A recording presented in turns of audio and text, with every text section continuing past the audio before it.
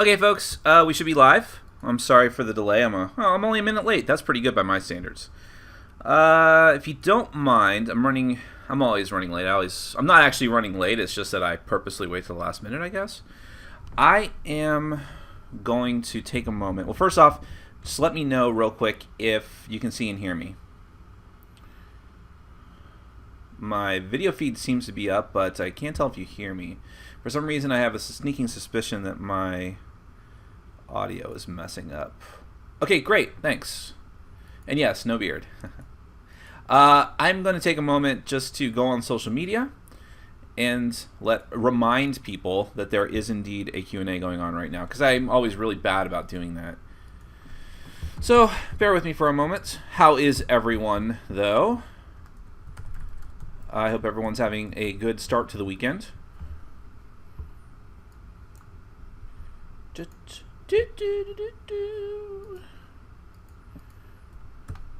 had that stuck in my head for like a week. Ever since I saw episode 5. Episode 5 of Don't Hug Me, I'm Scared. I've just been singing that.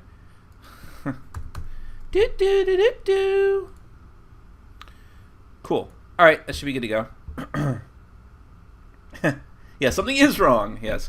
Yeah, time for the beard to go. I was looking too old. In fact, I realized yesterday I have a ton of gray hair. Like, used to be, my gray hair was all concentrated right on the top, so I couldn't even see it. Other people had to mention it to me if they saw the top of my head, like my barber. But now it's actually getting pretty bad, to almost to the point where you can call me Salt and Pepper. Not that people don't do that already. So I might have to do something about that. But okay. Enough about that. So yes, this is a live Q&A. If you are unfamiliar, this is Board Game Brawl, and my name is Nick, and we do these live Q&As every week, sometimes at different times. Although this seems to be working out pretty well. I get a pretty decent amount of people watching on Saturday afternoons. So we'll see how this goes. But you can ask anything you want. Mostly board game related, I'm sure, is what people were going to ask. But you can ask me anything about pop culture and my likes and preferences and things like that. I can't promise I'll answer every question, but I will certainly consider every question. Now, I'm actually have some leftover questions from last week because they were pretty good. So I'm going to get to those, and then we're going to get to everyone else's questions as well. If someone who is... Well, let me just ask this, rather than make someone a moderator. A lot of times, since I ramble on about my my answers, my responses to your questions for quite a bit, I don't scroll down fast enough, and there's a lot of times trolls and people just being nasty down in the comments. Please do me a favor and send me a message or something. Send me a message on Facebook or Twitter, and let me know that something's going on, and I'll scroll down really quickly and block the person. I just don't notice that stuff sometimes. I try to scroll down at certain points to see if everything's okay, but I can't necessarily expect that. Oh, if you are going to be, I will say this though, if you are planning on being here for the duration of the Q&A, which is going to be a couple of hours today, or at least most of it, and if you don't mind being a moderator, let me know. I'll make you a moderator, which gives you the power to block people or put them in timeout, I think. So if you want to do that, let me know. I'm going to start answering questions, and I'll get down to your response in a bit. All right, so questions from last week. With Pandemic Legacy being being a new favorite game with gamers, a lot of that, this is not worded very well, a lot of that being the story it tells as you play, being the reason for it being popular. In your opinion, what would make the next best theme with the Legacy mechanic? Well, theme with the Legacy mechanism? Well, it's interesting. I think that a lot of fantasy games, are like Descent and all that, already have some legacy elements because you build on it and keep playing from scenario to scenario. But I wouldn't mind a persistent world that changes permanently. Like, hey, if this happens, this species of dragon goes extinct for whatever the reason is. So yeah, I mean, a fantasy version of it might be cool. Seafall is coming out, and that's I guess fantasy, although it seems like it's got a steampunk vibe to it. So that's an idea. Oh, you know what? Here we go. I already noticed someone. Lyrics, Danica, I am going to make you a moderator. So now you can do things. And now you should have a cool icon, I think. Okay, cool. So let's continue on. So yeah, I think any kind of fantasy thing would make a cool legacy element, and I'm kind of hoping that game Madara will be something like that. We'll see. Any variants or suggestions you have seen to make the Robinson Crusoe less fiddly? It's the nature of that game, unfortunately. There's a lot of stuff going on in that game. Sometimes the consequence of having a lot of interconnected mechanisms is that you're going to have tons of bits, tons of chits, tons of rules to keep track of. I think that the solution to that is to put Robinson Crusoe in its correct place. It's a heavy game. It is not the type of cooperative game like Pandemic that you can just bust out with some new players and just start playing. You have to know the rules very well. And I'm not even saying that I do. It's been a while since I played it. But you have to know the rules very well. You have to make sure that everyone else is on board with that and that they have some idea of what's going on. But also make sure to get the theme across to everyone, because people will forgive a lot of cumbersome rules explanation if they feel invested in the theme and everything makes sense. Like, this is why we have to do this and flip these cards and add these cards and shuffle this up and then put these tokens here. If it makes sense to people, it gets to be more bearable. But there's not, unless you start cutting parts of the game out wholesale, there's not really a way to get around the fiddliness. Are there any big board game conventions that you recommend to visit for your fans? Well, I've only ever been to one, and that was Dice Tower Con, and it was a lot of fun.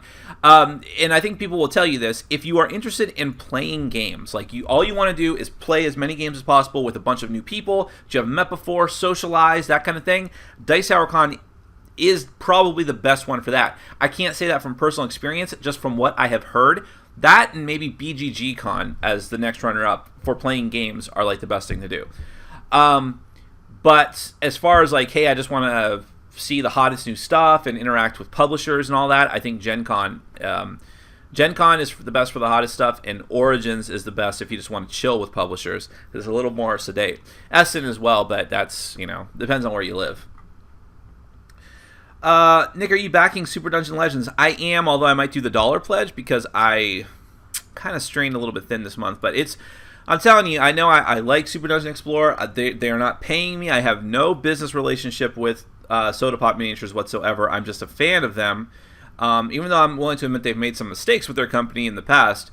But I am a fan, and I love the amount of content that you get for your pledge. I mean, it is expensive, and you don't have to get everything. But even if you did get everything, it's just, wow, the amount of free stuff they're giving you is crazy. Will you ever be able to work full-time on this channel? It seems unlikely. I would have to be doing so much better.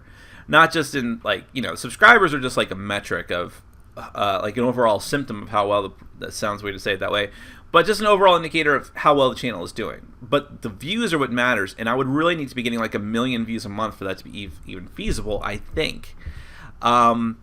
And that's only if I said, well, I just want to make it off of advertising. Yeah, that would be tough. I don't know that I'd be able to do that. Tom will admit that, he still has to run a Kickstarter to fund the entire channel, but he also has a family to take care of and support. So maybe I could get away with just, having a channel that's got 100,000 subscribers and just living off the advertising money, but I can't even consider that. I think this is going to be a part-time job for a very long time. Well, hopefully. Since you are a big board game guy, have you heard of Rap Rat or Nightmare? I've heard of Nightmare. I don't know what Rap Rat is, but you have me slightly intrigued. Wow, I look very washed out. Maybe it's too much light. I don't know. I'm curious what Rap Rat is. Maybe you're just trolling me. Nick, with your background in theater, do you like Rap Rat? Look at that! That's a thing! Yeah, so Nightmare is a video board game. I guess this one is too. Rap Rats. Well, it currently has a score of 1.5, but it's only been rated by 4 people. But those 4 people really hate it like poison, apparently. That's interesting. I've never heard of that before. Did I ever have a video board game growing up? I don't think I did, actually. What is your favorite dice manipulation mechanic? Like Yahtzee, best, like the Yahtzee mechanic, best 2 or 3, changing out the dice faces. I like the Yahtzee mechanic. I think that works really well. Being able to roll the dice several times and keeping the ones you like and rolling the rest is kind of like push your luck type thing. I think that one works fairly well because it gives you randomness, but it gives you control over the randomness, which ultimately isn't that what we all want in life and in board games? I love Chinese food. What's your favorite? General Tso's chicken. Will you review Rum and Bones? Yes, I feel very terribly about this. I've had a review copy sent to me from Cool Mini or Not over a month ago. I got it like the same day, or maybe, it was the same day I got Kingdom Death Monster in the mail. I did an unboxing video for it too, because they also sent me World of Smog and the Queen's Necklace, but the only one of those I've reviewed is the Queen's Necklace, which wasn't very good. I want to review those other two games. It's just, I have so much stuff. I was also scooped by a lot of other reviewers on that, so I'm kind of like, my views on it will not be great because of that. I think maybe they were worried about Rum and Bones, because I don't think that people really had a lot of buzz about that game, and I think they sent out a lot of review copies. Yeah, the downside to me, I should not look at myself during the Q&As because I don't look good. It's just demoralizing. Where was I? Still on the old questions, sorry. You're an anime fan. Evangelion, Asuka or Rei from Evangelion? Well, first off, being an old man, I probably should not be talking about teenage girls in such a way, but as a character, I like Asuka a lot. As irritating as she can be sometimes. Maybe that's why. Do you play any video games, and what are some video games that are like board games? I used to play a ton of video games, and as far as like what games are like board games, we're starting to see more and more dungeon crawling games and role-playing games like Descent and things like that, and Kingdom Death Monster, which all feel like Japanese RPGs to me. And I'd like to see that trend continue. Have you tried Mage Wars Academy? It's simplified, but is there a chance to be as deep as Magic the Gathering can be? I have not played it yet. I have heard good things. I owned the original Mage Wars, which I guess they retconned as Mage Wars Arena. I owned that for a long time, got it on a Tenga.com sale, and I never played it because it was such a dense two-player game to just pick up and learn. But I'm hoping this one is simplified and I can just like get it and easily play it. Ever encountered someone that just wants to play party games? My wife's family insists on playing those no matter how many other gateway-style games I introduce. Yeah, I've been in situations like that. Rarely, but it has happened with like new people. It's a tough one. I would say it has to be a gradual thing. There are a lot of games that sort of skirt the boundaries of party game, like Dixit, that go from there's kind of party games, but they're more like a board game in some senses. That's a good way to ease them into it. But you have to accept that at some point, people are just not going to like everything. And if you do some subtle things to try to get them into it and they're still not buying it, it's not something you can force, unfortunately. You might just have to get some other people to facilitate that part of your hobby. But hey, party games can still be fun. What are your typical viewer count on a Q&A like this? Well, I think we're seeing it right now, right? What are we at? 24? I mean, yeah, I think for a while there, 30 was a common number. Within the low 30s, high 20s. Last week we did very well and got like in the 60s, I think, was the highest we got, 50s or 60s. Do you have some suggestions for two-player games that are fairly quick to learn and easy to get to the table? Sure, I think Pixel Tactics is a good one for that. Lost Cities, depends on what kind of theme and what kind of gameplay you like. If you like more combative or just like card counting, things like that. Just looking at my shelves behind me through the mirror. Summoner Wars is a little bit long, but it works. What else? Space Hulk, no. Yeah, I mean, there's a lot of cool stuff like that. Hanabi works very well with two players. Seasons works very well with, it's not, Seasons is a little bit too not quick to learn, actually. But Hanabi, I think, works very well with two, and, yeah, I think any of those I just mentioned, Lost Cities especially, is a very good one. Romance of the Nine Empires was based on Legends of the Burning Sands, not L5R. Well, excuse me. Yeah, I know. I had heard that somewhere. I'm sorry. Oh, great. I hope my eye doesn't get all puffy. Sometimes I just get allergic reactions to my eye. As in, like, my rest of my body is allergic to my eye all of a sudden. No, that's not what I mean. What's the most simplified and easy to learn worker placement game that I could teach to a 7-year-old as an intro to the genre? To a 7-year-old? I am sure there are, like, Haba games and Zoc games that, they're two companies, that I am unaware of that have stuff like that. But I just don't know. I think that Takenoko isn't quite worker placement, but has something of a feel to that, and it's a very simple game. Tokaido can be considered worker placement, and has is very, very simple and colorful and bright, cheery graphics. Even Lords of Waterdeep is pretty simple. Or even Champions of Midgard. They're not difficult games. But, I mean, for a 7-year-old, they probably are. But apparently you want to just throw them right in the deep end. If that's the case, and get him to acclimate himself, those would be good suggestions. What do you think of the game Blackout currently on Kickstarter? I don't know too much about it. I approached the guy. He approached me the first time he was on Kickstarter, like it was canceled, I guess. And asked if I wanted to do like a review of it. I told him I don't do reviews of Kickstarter games, I do previews, and he wasn't interested, apparently. Why don't you like Smash Up with your love for deck building? I would think it would be near your alley, so why is there no love? I thought it was just a random mess. I thought it was too long, over boring. I mean, I thought it was just a take that card game with a lot of extra fluff, and I just never got into it. Geister Schatzmeister is the best game for young families. Did you know this? Do you agree or are you wrong? I love the way that you phrase that. Do you agree or are you wrong? Actually, that is a very good game for families. I don't know that it's the best game for families, but I thought it was a good, colorful, great components and a good theme, and very simple and cooperative too. Do you think board gaming is seeing a rise in popularity, and why do you think this is? Yes, said Mr. Obvious Man. Yeah, it is extremely popular at the moment compared to what it was, at least. And I think that it's because it's a backlash against technology and people distancing themselves from each other because of tech, to a degree. And also just because people want a more thematic experience, and people are kind of disgusted with a lot of the behavior of certain individuals in the video game community. I think all of these I think are interesting reasons, potentially. My nonsense rambling reasons. What kind of table do you use for gaming? A very poor, very wobbly table. We're on it right now that I need to get a replacement for. It's falling apart, and I just am not happy with it anymore. Since I don't have a family and I never cater to guests that aren't here for gaming, I might just like dump it and use like this big card table I have, because who cares? How much would you like to see a Dead of Winter Legacy? I don't think every game should be made into a legacy game. That might be interesting. Maybe they'll do it someday, since Plaid Hat does have a good relationship with Rob Davio, but they're doing Seafall for him. I think I'd rather start seeing original IPs with Legacy. I don't think every older game needs to be made into it, as well as it did work for Pandemic Legacy.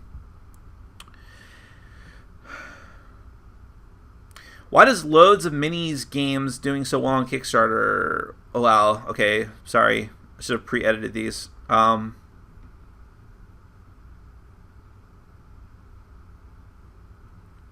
Okay, I think he's asking, why do minis games do so well, but card games barely make it? Because when you have something like that is a miniatures game, you are dipping into two large pools of potential customers: board gamers and miniatures game. Three pools then: board gamers, miniatures gamers, and also hobby miniaturists who like to paint them.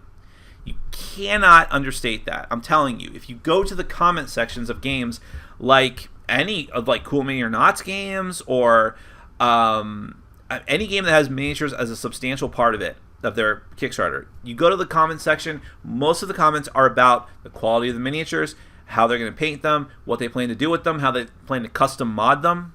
That's a huge chunk of the money that these people take. So that's why. So when you have a card game, it may be the greatest card game ever, but it's only going to apply to one of those potential audiences. So it's a tough sell.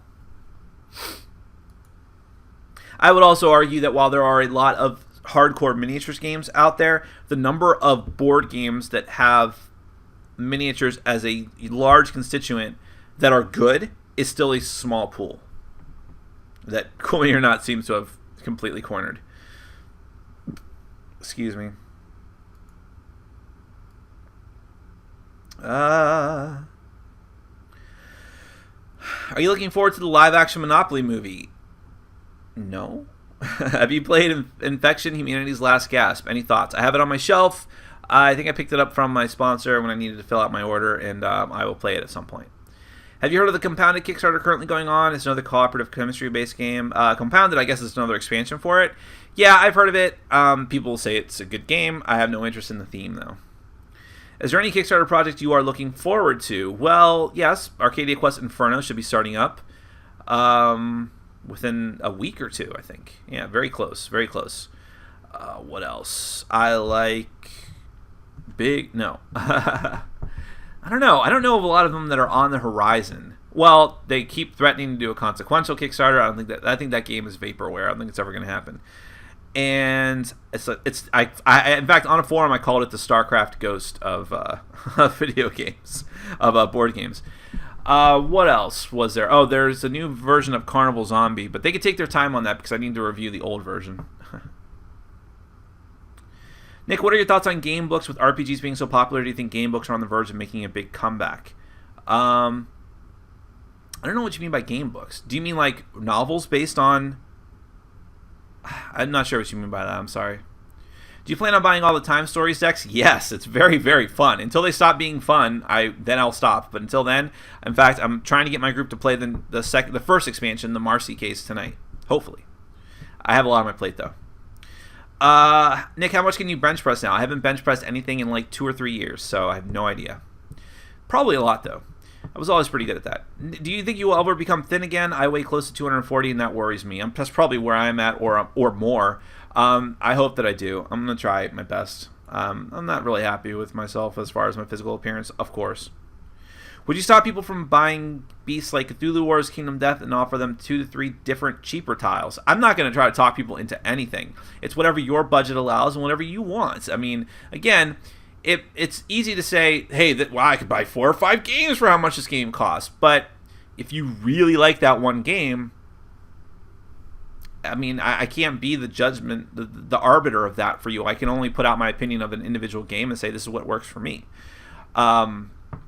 Because there's a lot of games in my collection I would give up to keep Kingdom Death in my collection, in other words. So, and I'm sorry I'm so far behind on questions. We have a lot of time today. I'll probably catch up. And I'm almost done with these old ones. How would you retheme Heart of Crown so that my friends would actually play it? It's a tough sell. But actually, I think Heart of Crown, compared to a lot of anime-based board games and card games like Barbarossa, are not anywhere near that bad. I mean, Heart of Crown is just like, you're making a kingdom and there's some cute anime princesses that you can nominate to be your princess. Not a big deal.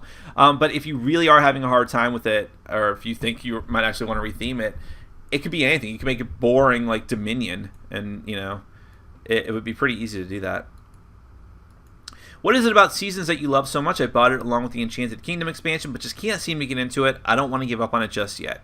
Well, let me tell you this. I don't know how many times you've played the game, but if you've played the game like 3 times and you're still not into it, you can move on. I don't think that just because anyone says their game is their favorite game that you should feel like, I gotta get through this, I gotta find the joy in it. Because for me personally, I may play a game several times before I review it fully and give my final opinion, because I think that's the responsible thing to do.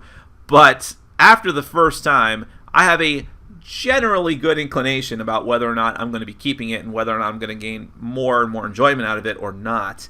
And if you have that's not always the case. Sometimes you play it a second time and you're like, oh, I should have been thinking of it this way, or we did something wrong, or whatever that might be, and now I like it. But most of the time, it doesn't happen like that. And by the third game, if you think you've got all the rules right and you're still not enjoying it, it's time to move on. I love Seasons because I love card games. I love games where you're escalating and building an engine. I love the artwork. I love the tokens. I love the dice. I love how it mixes drafting together. Well, drafting of cards together with drafting dice round to rounds. And it's just a very interesting game. They made it bright and colorful and still kind of themeless, but still they made it more appealing to me than most boring Euro games. What can I say? What are your favorite podcasts? Well, let's see. I really enjoy the Cracked podcast. It's fantastic. Even if you don't necessarily like the Cracked website, the Cracked podcast is very, very great. If you use terms like social justice warrior, you probably will not like it. But for the rest of us, we love it. So I like that a lot. I listen to the Dice Tower. It's probably the only gaming podcast that I listen to. I want to start getting into some other ones that have been recommended to me, like Welcome to Night Vale, which I started listening to, and it's a tough sell so far. I want to stick with it, though. Hey, it's just like I just said. If I can't get into it by the next episode, I'll probably quit. I want to get into Freakonomics, the podcast. I want to get into WTF with Mark Maron. I listened to this one with Obama, and it was really good. What do you think of Tom Z and Sam's treatment of Jason? Well, listen, I mean, every time that's brought up, they'll say, you don't know us, you don't know how we interact with our friends, this is how we do this is how we bust chops, and so on and so forth. It does seem a little bit mean to me, but the fact is, Jason is a very smart person, one of the smartest people I know, and I think he's very self-aware. And I think that if he was really bothered by it, if he really thought that they were serious, then there wouldn't be a problem because he would have dropped out of the group or not been around them anymore. But this continues to be the thing. So I think that he is in a place where he is happy and he's okay with how he's treated. And I think the other guys are doing what they think is okay. That's the best I can say. But yeah, it does seem brutal at times. But that is just the appearance, apparently. Now, on to the real questions. Yeah, those were not real questions. It's like, just kidding. This is the questions for today's Q&A. Sorry that your event fell through. It's okay. Yeah, by the way, just for people who have no idea what's going on with the title of this video, I guess I should have explained that. Today was the Extra Life Marathon, or at least it's today. A lot of people are doing the Extra Life Marathon, which is a 24-hour gaming marathon. Originally video games, then it's spread out into tabletop games. People game for 24 hours in order to raise money for a local children's hospital charity of their choice. Like for me, last year and the year before that, it was the Miami Children's Hospital. I wanted to do it this year. I had talked about it a lot on Facebook and Twitter, and I had even gotten one very sizable donation from a very good and honest and great fan. I don't know why I said honest, but whatever. Maybe I'm going to say honorable. But in any case, I was going to do it, and then my game group is kind of not in a really good place right now as far as getting dedicated people to do things when I would like them to do it and ask them to do it. A lot of people who would be willing to do the duration with me moved away in the last year. I've had a lot of friends move away, which has really sucked in the past year. And so it just wasn't really coming together the way I wanted it to. I thought maybe I'd do a solo 24 hours, but that would be sad and brutally difficult without having to be able to talk to another person in real life. So I decided to cancel it. I'm just going to have a normal game night tonight and not televised. And yeah, I live streamed it too, if that wasn't abundantly clear. And I just decided to make this Q&A and do it extended in order to make up for it. I'm sure that makes up for it. Sorry, this is all stuffy. So what's your favorite holiday-themed horror movie? Horror movie. Would Scrooge count because it has some scary parts? No. Let's see. Holiday-themed horror movie. Isn't The Shining Christmas? Doesn't that happen around Christmas? Maybe I'm wrong on that. It's been a while. Do you have a catchphrase like "shut the door"? Yes, I do. It's called "shizap the dizap." It's a work in progress. What do you think of doing a board game related prank video? I think I'm terrible at coming up with things like that, and I already have a bad enough reputation as being a jerk. Let's see. Do you think Super Dungeon Explorer Legends or Arcadia Quest Inferno will raise more money on Kickstarter, and why? I don't know. I want to say that maybe Super Dungeon Explorer Legends will end up being the winner of that, only because the same scenario happened last time in reverse, where Arcadia Quest came out first, made like 700,000 or something like that, and then Super Dungeon Explorer Forgotten King came out and creamed it, made over $1 million, just over $1 million. Of course, now buzz is building up over not only Arcadia Quest because of like Tom's review, but also and other reviews, but also the fact that Cool Mini or Not is itself huge now, and a rising tide floats all boats. But there is something to be said for the fact that, as far as I know, Arcadia Quest Inferno, is it a standalone game? It might be. If it's a standalone game, it might do very well. I don't know. Then it's going to be a toss-up. If it's just an expansion, I think Legends will do better. Because Legends, part of the reason why Legends is doing so well is because it's a huge pledge amount, and also the people are willing to pay. And it's like several different items. It's 2 expansions, plus some other ancillary stuff, plus a new version of the original base game. So, did you watch The Legend of Korra? What did you think of the finale? I did not. I watched all of Avatar: The Last Airbender, although I was way after the fact. Like, after it was already off the air, I just decided to binge watch it, and I liked it. There were some rough parts. It's still a kid's show. And I've heard good things about Legend of Korra, but I just don't have the time for everything I want to watch, and it didn't seem that appealing to me. But I like the idea of the character. Viticulture in Tuscany or Viticulture Essentials alone? Tom Vassell said Essentials is missing his favorite board from Tuscany. Which ones do I buy? I haven't really delved into Tuscany that much, sadly, even though he sent me a review copy of it, which I feel bad about. But I don't know. I don't think there's any one individual element of Tuscany that is so absolutely necessary that you have to go out of your way. I'm guessing Tuscany would go for a lot of money right now, since I don't think he's going to reprint it. I don't think he is. I think he said that. So I would say just go with Viticulture Essentials. But what was your game of the month for October? Oh, yes. It was Kingdom Death Monster, which seems pretty obvious to everyone, I think. Yeah, that kind of aggravated me. I hate to say it publicly, but I filmed a Game of the Month segment for Board Game Blender, or for the Blender Best of the Month for Dice Tower, and he said Friday, and I got it to him Friday night, and he said, oh, you got it to me too late. I did it earlier in the day. Well, don't say Friday then. Say Saturday, or say Friday morning, and then I would have had it to you Thursday night. So that really aggravated me. There was one other person too who did the same thing. We both put it in the Dropbox folder the same day, Friday evening, and thought, okay, we're good to go, and neither of us got our segments on. So I don't care. For me, it's just advertising. Why do you hate Cthulhu Wars and Peterson games? I don't hate Cthulhu Wars. I like Cthulhu Wars. I thought Cthulhu Wars was a solid game. I have no interest in buying my own copy of it. It was a friend's copy because I think the Chaos in the Old World and now Blood Rage completely kill it, especially Blood Rage. It's much better. Cthulhu Chaos in the Old World. See how easy that is to do? Chaos in the Old World still feels distinct from Blood Rage for me. It's much more Eurogamey.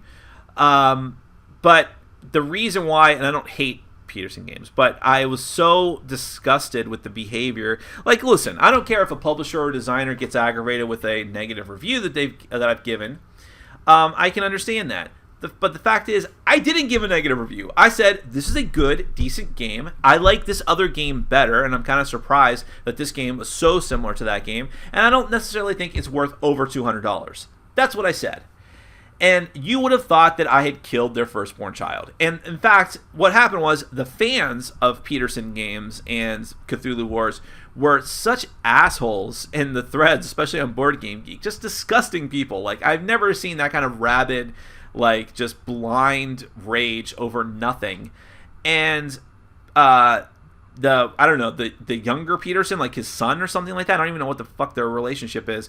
He started egging them on and like being very passive aggressive, and I just can't deal with that nonsense. So I have zero interest. I'm sorry I even mentioned them now. I have zero interest in supporting them or their company in any way, even mentioning them in a news article. It's just not going to happen. Spectre Ops or Fury of Dracula 3rd Edition? Ooh, that's a great question. That's a really good one. And I'm only answering this for myself, by the way. I don't like giving board game recommendations. But for me personally, since I have them both in my collection, I think they can live independently. I think there's enough different about them. I think the Spectre Ops is a much more streamlined, lighter affair. But that's a good one. Well, I did my one versus all list, and didn't I put Fury of Dracula above Spectre Ops? Not very much so, I don't think. Or was Spectre Ops not out yet? No, I think I was. I have to give the edge to Fury of Dracula only because it is a more fleshed out game. But Spectre Ops is amazing. Spectre Ops with an expansion might overtake it. Yeah. Because I do like the theme better of Spectre Ops. That's a really good question. What other hidden trader games would you recommend that are not Dead of Winter or Shadows over Camelot? As far as like a heavier game, that's more of a tough thing. But Battlestar Galactica is great. It is very heavy. It's very long, but I think it's worth it as an experience if you carve out the time for it. And I don't even like the show. If you have people that like the show all day long, I mean that's going to be your jam right there. It's an older game, quote unquote. It's like 5 or 6 years, but still, it's very well regarded for a reason. And that stupid Dark Moon is just okay. It did not replace that game, despite what people may tell you. But that's another option, I guess. As far as like lighter games, there's a lot. I mean, I love that genre. I mean, there's games like The Resistance and Werewolf, which I don't like as much, but Resistance is pretty good. There's also Shadow Hunters, which I really like for a light hit and roll game. Yeah, Study in Emerald has some of that, but it's quite different. But yeah, I think that Battlestar Galactica, if you haven't played it yet. I backed Lobotomy for $1. I got the link for Pledge Manager today. Should I full pledge? Considering it would cost around 300 Australian dollars because of shipping and some mandatory add-ons. Well, that's a lot of money. And Lobotomy, I think, is from a new and untested company. And it had some weirdness going on during the Kickstarter. Like the rules were kind of messed up. Something like that. I thought it looked very interesting. I like the concept of you and the other players working, I think, cooperatively, right? As inmates of an insane asylum, and you can't quite tell if what you're seeing is real or not, or figments of your imagination. I thought that was very interesting. But gameplay-wise, I'm not sure. It's a risky thing, but hey, Kickstarter is a risk. Thoughts on Human Interface Nakamura Tower. Now, I do remember that Kickstarter. I think I backed it for a little while with an early bird just so I could see what was going on with it, and then I dropped my pledge. I had a lot of issues with that because it was a foreign project, which is fine, but like the English was definitely not the creator's first language, and I couldn't even make sense of most of the updates I seem to remember. It looked interesting, but again, they were also an untested company, and I didn't want to take a gamble on that. Did you watch the manga movie Akira when you were a kid? What did you think of it? Yes, I think I watched it when I was like 13 or 14, and it was kind of messed up. To that point, I'd watched more straightforward anime that was just like action, adventure, that kind of thing. And Akira, I don't think my brain was ready for it at that time. And and it just seemed very weird to me, especially the ending and like what happened to Tetsuo in the stadium. Looking back on it now, and I did watch it later. I got it on DVD when the very first time they did an official DVD release, which was really cool, and like this nice tin case. And I appreciated it a lot more. And then I read the manga, the original manga, which is quite a bit more fleshed out and like over several volumes, and I liked it even more. The manga, I think, was far superior to the movie, just because the movie couldn't show everything. But still, I think that the reason Akira is going to go down as such a classic is because of how technically good it looked for animation and how it pushed the boundaries of animation as far as both technology and the content of the animation, how mature it was. But I don't think it's that great. I don't think it's that timeless, actually. Which version of Love Letter is your favorite? The Adventure Time one. I think that's my favorite at this point because it's got Adventure Time characters, which look really cool. I really love the new original artwork they made for it. And it has a couple of interesting mechanisms that are different. That's what I always look for in a new version of Love Letter. And that one does. And granted, Batman has that as well, but I like Adventure Time a little bit better. But at this point, Love Letters are so cheap that I'm just going to keep them all. I don't have them all, though. I don't have the Lord of the Rings one. I don't have the Hobbit one. I don't have the Munchkin one. There's probably one or two I don't have as well, but yeah, that's enough for me.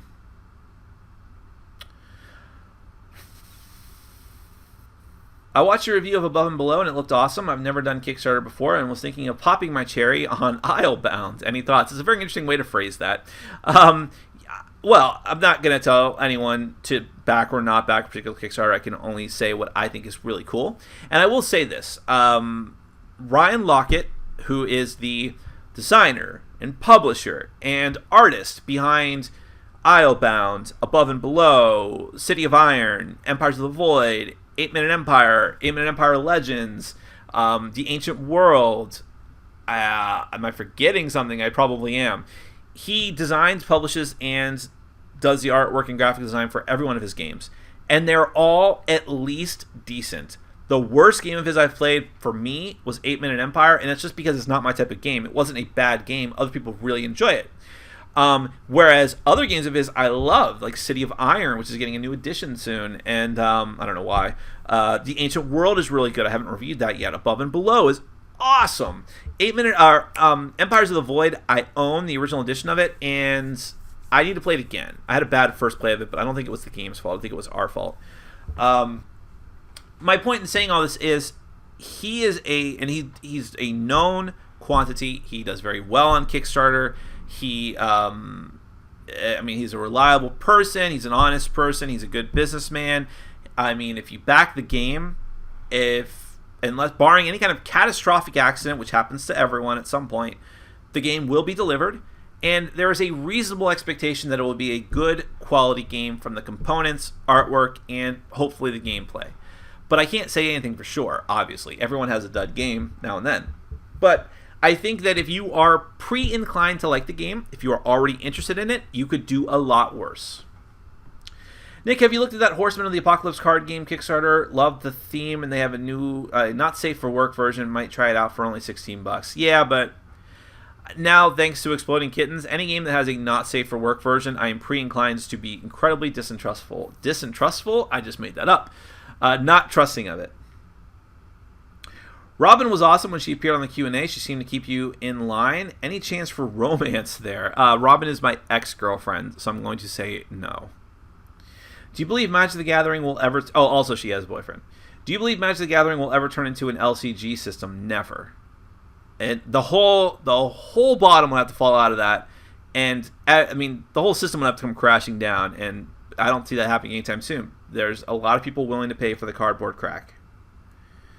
That does not say... I mean, they did say Hasbro, who is the parent company of Wizards of the Coast, did say that Magic the Gathering took a loss last year. The sales were down. But I think maybe it was just evening out. It wasn't that big a drop. Have you ever played Hearthstone? I have, briefly. I was not a fan of it. It seemed like very generic Magic the Gathering, and I wasn't interested in committing that much time to it. I don't see Kunitori! Exclamation point on your shelf anymore. Are you still going to do a review of that board game, or did you give it away? No, it's still there. It's just because I moved my shelves around, and only the big games are on the main shelf. I'm not sure where I stuck Kunitori, but I still haven't played it. I'll still get to it at some point. With a million other games. Nick, did you say in your review of Champions of Midgard you seem to like this game over Lords of Waterdeep? I said that Lords of Waterdeep with its expansion, Lords of Waterdeep on its own is inferior to Champions of Midgard. With the expansion, Lords of Waterdeep is better. If Champions of Midgard got a really excellent expansion, it would kill Lords of Waterdeep, I think. Doesn't mean I necessarily get rid of it, but because I don't know, I probably would. But for right now, I'm keeping them both.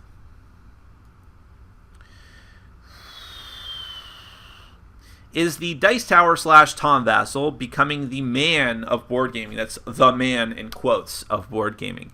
I don't know what you mean by that. I think that if that's the case, it's not that he's becoming that. He is that. I mean, he is the most respected board game media personality, period. And I understand, like, Will Wheaton has more subscribers, but that's not what Will Wheaton is. Will Wheaton just does some trashy little show where he has some, C-list celebrities come on and play big games. But he's not anywhere. He's not a reviewer. He's not a journalist. He's not any of these different things.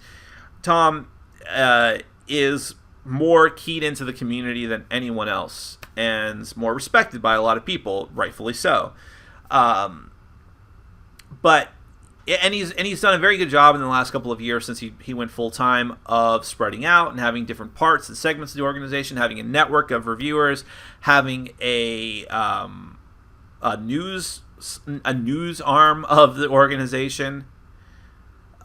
So he is like the man in a lot of senses. I mean, a lot of publishers wait with bated breath for his review of their game. So it is hard to argue with that. Even though I like and respect Tom a great deal, I don't think it's ever necessarily a great thing that only one person has that amount of power.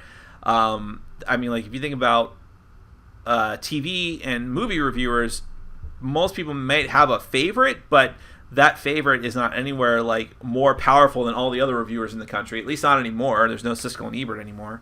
Richard Roper is kind of not that. So it is weird that we only have one person like that, and then there's a stable of people who are, like myself, who are much, much lower down the totem pole than he is. But I think that will come with time. We'll see. But I don't see his popularity waning anytime soon. What are some of your favorite races to play in Small World? Ooh, that's a good question. Oh, man, there's a lot of really cool ones. I really like the gypsies. I've been able to get them to work pretty well for me. I like some of the really weird ones. So the gypsies are cool. The skeletons are really overpowered, but they're cool. What else? Oh, there's a lot of cool ones. I like the barbarians. I like the pixies. I like a lot of the expansion ones. I love the last expansion was really cool with like the loot crate peoples, the ones based on the Borderland creatures. I like those ones a lot. There's a lot of really fun ones. Don't make me choose. I need to play Small World again. I love that game. Which superheroes and supervillains do you like to play as in the DC Comics deck building game and Marvel Legendary? Well,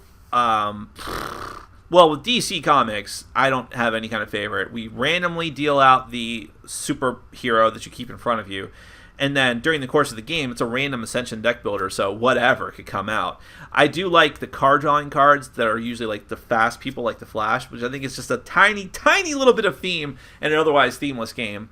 And I like the new Green Lantern cards, but that's just because I like those characters. In Marvel Legendary, it's almost the same way because I will always try to randomize. There's an app that lets you randomize the setup of the heroes and the villains and the masterminds. But sure, there's some that I like more than others. I really like some of the new ones like Magic. She's really cool. Jean Grey. I always liked Invisible Woman. I hate to say that because that expansion is now out of print and may never be back in print. I've always liked Spider-Man and all the other Spider-Men and women that are associated because they have the wall crawl ability and they're all cheap and they can really key off of each other.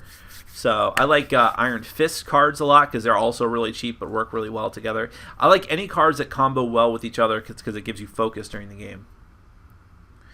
Is Tom the Stan Lee of board gaming? No, he's more the Leo Laporte. I don't even know who that is, but okay. And no, Tom's not the Stan Lee of board gaming because Stan Lee has like no influence or power or like he just kind of does nothing nowadays. He's just like a figurehead, whereas Tom actually does things. So, which version of Scythe did you go for? I went, unfortunately, and I shouldn't have done that. I went for the biggest version, which was the art book version, because then I realized, like, what am I going to do with an art book? So I wish I had gone one level lower, but there you go. Maybe I'll sell my art book. Maybe I'll give it away on the channel. There you go. What are some good 6-player party games? Well, there's a lot of them. Dixit, I think that's the maximum player count with Dixit. Maybe 7 is, but it's a great, awesome game. Resistance works really well with 6. Resistance is a 6 to 7 player game, preferably. When you get to 5, which is the minimum, it's a little bit weird. And if you get to too high, it's too much of a big clusterfuck. But 5 or 6 or 6 or 7 is a good player count for that. Shadowhunters, excellent 6-player party game. Excellent. In fact, you want that amount of players. I think perfect for that. Yeah, Balderdash, Telestrations gets good right around 6 players. Lots of party games work fantastically with 6 players. Look at my channel at any party game I've given a good review to, because I don't normally have huge groups of people for party games. So if I like a party game, it's usually because I'm playing it within that range of players.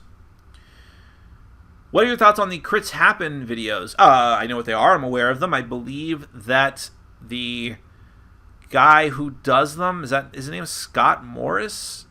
He goes by the name Tox. Because that's like his screen name on BGG. I think he is also now one of 2 people who owns Arcane Wonders, I believe, and therefore is partnered with Tom for the Dice Tower Essentials. And I did meet him at Dice Tower Con. Some bits of information in there might be wrong, and I apologize if that's the case. I think he's a very nice guy, and he's got a very popular channel. And this is not anything personal against him. I don't watch a lot of other reviewers' stuff, so I don't have an opinion on like the content and the quality of his stuff. I know that he stopped doing Kickstarter previews, which is a good thing for him. Maybe one day I'll get to that point as well. I don't know too much about it, honestly. Do you think Hyperborea is better than Orleans, or vice versa? Hyperborea has a much better theme, in my humble opinion. Well, your opinion is sadly really wrong, and you're stupid, and you should feel stupid for... No, I'm sorry. I'm being stupid. I'm being stupid right now. No, but I'm saying that in jest because I disliked Hyperborea. I've only played it once. It does deserve another play from me. Maybe one day I'll do it. If someone else has it, I'm not going on my way for it. But I was very disappointed by the cool concepts that were in Hyperborea, the cool potential theme and artwork that it had, that were all completely squandered in an incredibly dry and boring game. Orleans also is dry, but the mechanisms were so much better and smoother and faster. I much preferred Orleans. Not even a question. What is your view on companies having Kickstarters for games and then turning around 3 months later and doing another Kickstarter on a revised, better second edition? City of Iron, Speak of the Devil, and Shadow Rift did this. I do not like it, and I have ranted at least briefly about this a couple of times on my Kickstarter update. Evolution also did that. Evolution was on Kickstarter last year at in April. Maybe it was between April and August, and they were back on Kickstarter for their second edition this past summer. For no reason. Why? I mean, because, we wanted to clean some things up. Seriously? I dislike the whole concept. And City of Iron is a great example, because City of Iron, as it is great. And it's a wonderful game and doesn't need any changes. Why not just, if you really want to add some variants and change it up a little bit, like the bidding track, release a small expansion. Why do a whole other edition? I think it is purely a money grab. And as much as I respect some of the people involved with these games, Shadow Rift is... Shadow Rift did need a revamp. But they handled it very, very poorly with regards to how they did new expansions for the old game and a new rule book, and then went back into another edition again. But, I don't know, still bad.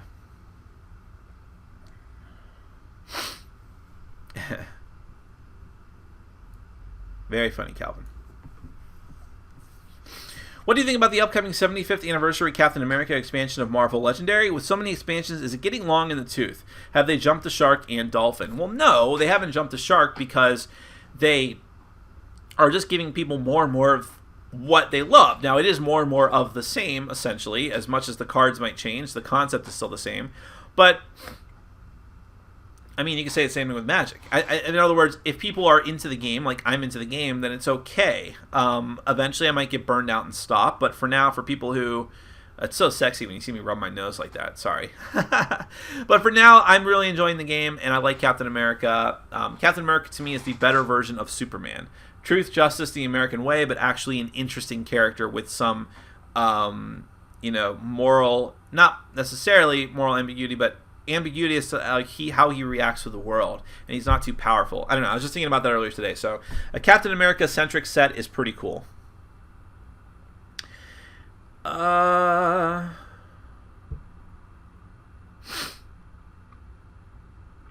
wanted you to be the first one to review Big Book of Madness, but Tom and Rado beat you to the punch. What's the dealio? Well, I mean, they either got... I'm sure they got review copies. Tom probably picked his up at Essen. I don't know whether they paid for it or not. It's irrelevant.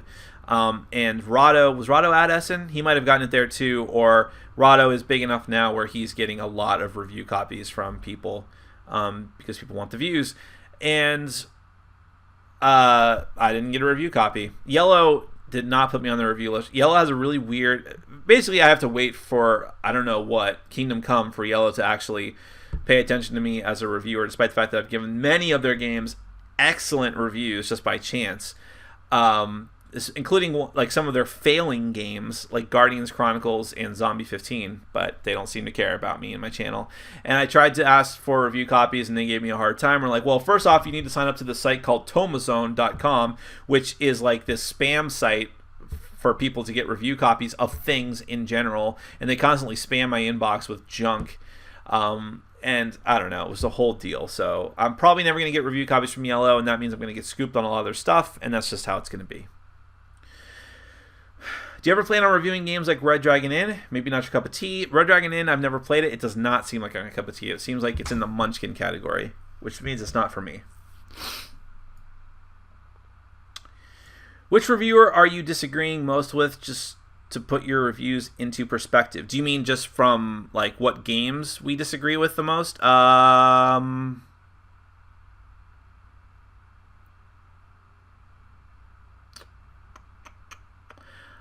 Some of the hot stuff, there's just no one I mean, some games are just great, everyone just kind of agrees with. I would say perhaps Joel, Edie, and I have some very significant differences. Like, for instance, one of his top 3 favorite games of all time is Ultimate Werewolf, which I think is one of the worst games of all time. And there's other significant things, like he thinks Sentinel's Tactics is in his top 10, and I'm like, what? And I'm sure he feels the same way about some of the games that I like, so maybe. And Rado as well. I mean, Rado likes really dry Euro games that I will never even touch. Not that I don't like Euro games, but some of them are just like, really? God, why don't you just do math? Why don't you just like sit there with some math books and just sit there and just work out equations? You get the same thing. Which Disney movie is your favorite? It depends on what you mean by that. Are we including Pixar movies in that? Because if that's the case, I might say like The Incredibles or Up. But if it's only traditional animation, I don't know that I have one. I'm not really a big fan of those.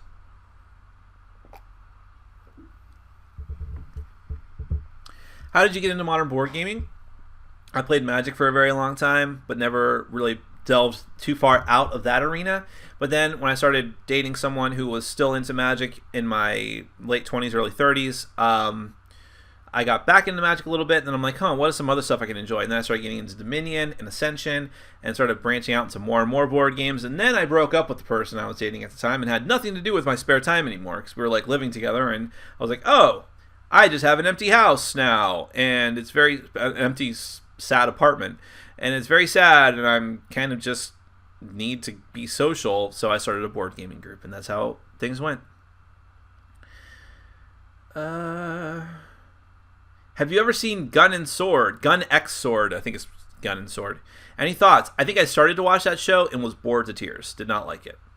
What are your thoughts on Angry Joe? I know he exists. I have not really watched his stuff and don't have an opinion. What do you believe is the maximum number of game reviews a person can do in a week without decreasing playtime so much that the review should no longer be deemed as credible due to lack of experience? Well, that's a great question. I don't know if that's a leading question.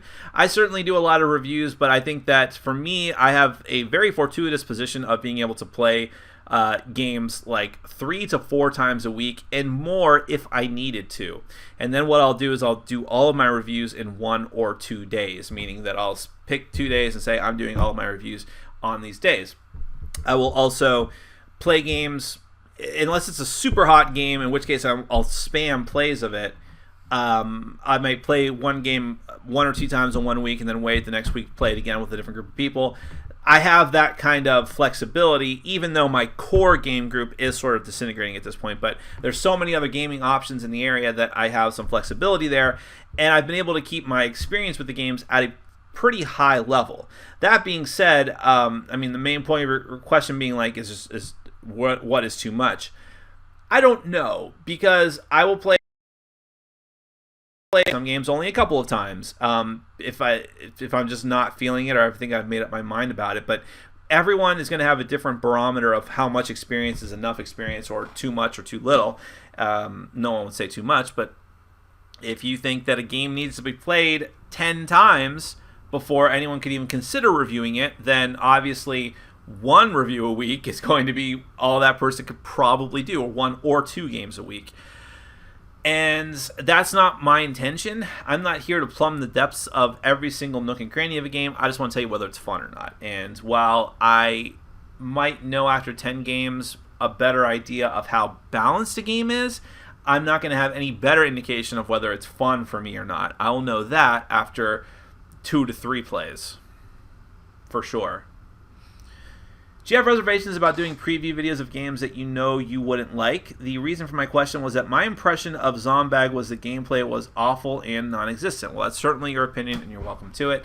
My point of my previews is not to give my opinion. It is only to put out the information about the game in question and let people make up their own minds about it, whether they think it's going to be right for them or not. And then if I ever get a review copy in the future, you will hear my untarnished opinion of the game, meaning that it will be my full review.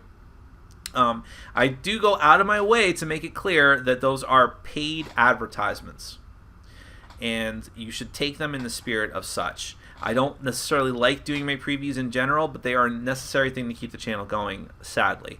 If I'm hoping my Patreon will one day be very good if I actually start giving rewards, which is probably going to be tomorrow or later today. But until I can function, let me put it this way. I'd have to be getting a lot of money coming in from other sources in order to replace the previews completely. And that's not going to happen yet. Which Peanuts character are you? Charlie Brown. Just a sad sack. Worries all the time about everything. Never gets the girl. And loves his beagle. So obviously you're a huge Rick and Morty fan, but what do you think of Dan Harmon's other work, e.g. Community? Community is a show that I need to try again and get into. And it's not that I had bad experiences with it, but the only episode I ever really... I've maybe watched 2 or 3 episodes, but the only one that sticks out to me is a D&D episode, which I watched in and of itself because people recommended it to me. But I never really stuck with it, and people who I really respect say I should give it another try. Same thing with Parks and Rec and a lot of other shows. So one day I will get back to it, and I have a lot of respect for the guy. If I have Forgotten King but not the original Super Dungeon Explorer, should I buy the base game with the Kickstarter? Well, do you like the game a lot? Do you love Forgotten King? Then sure, because it's more content, it's more tiles, it's more heroes, it's more monsters, more bosses. Now the new edition is going to have pets and all this other crazy stuff. And if you get it with the Kickstarter, you get a lot of free loot and stuff. So yeah, I think if you like Forgotten King, I think that's a safe bet. And if you don't already, I'm going to get the new edition because I want the new edition, even though I already have the original edition of Super Dungeon Explorer. So how about that? Nick, any advice to people looking to make a YouTube gaming channel? Yes. Try to set yourself apart in some way, shape, or form. Whether it's you can have the same format, but at least say something different. Come at it with different perspective. Be passionate about what you want to do. Be into it. Don't just read off of a script. Don't sound like a robot. Be excited and do something. Review a game. Start in the beginning. Review games that interest you, that you are passionate about. Work your way up to other types of games that maybe you're not as interested in, but you just want to get the information out on. Those are always the toughest reviews for me still to this day. Have the best equipment you can, but don't put yourself out trying to do that in the beginning. See if you actually enjoy it first before you start plunking down lots of money on equipment. Or never do it like I did. How old are you, Nick? I'm 34. How old are you, Nick? I'm 34. So, yes, 2 different people asked the question at the exact same time. Who's this dapper fellow? Well, that's maybe Bugbear was behind me at that point. Nick, which dungeon crawl game would you suggest for a more casual gaming group? Casual gaming group? That's an interesting question. Super Fantasy is a pretty light and colorful and cheerful dungeon crawling game. That's a fun one. Nick, what is your latest fave small box game? Ooh, it's a good one. Tides of Time is wonderful for 2 players. So for 2 players, I'd recommend that. For more players, I'm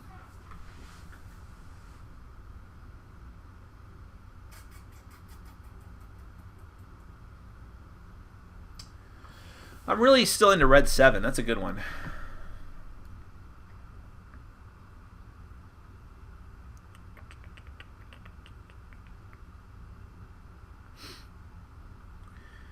Why does everyone hate Tabletop with Will Wheaton? I don't hate it. I just don't have an interest in it. But I think if people do hate it, it's because Will Wheaton has given himself a bad reputation, unfortunately.